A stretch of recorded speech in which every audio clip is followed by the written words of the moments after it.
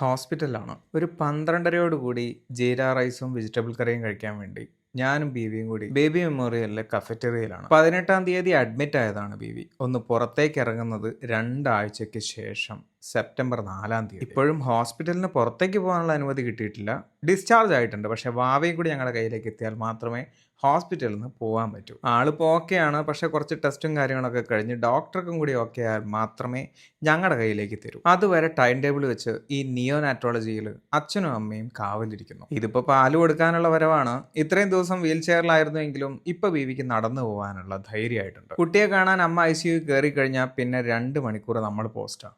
അതുകൊണ്ട് ഞാൻ പുറത്തേക്ക് ഇറങ്ങി ഒരു ചായ കുടിച്ചു. ഇന്ന് ഏതാണ്ട് ഒരു 9 മണിയോടുകൂടി ഞാൻ ഹോസ്പിറ്റലിൽ നിന്ന് ഇറങ്ങി. വീട്ടിൽ ചെന്നിട്ട് കുറച്ച് പരിപാടിയുണ്ട്.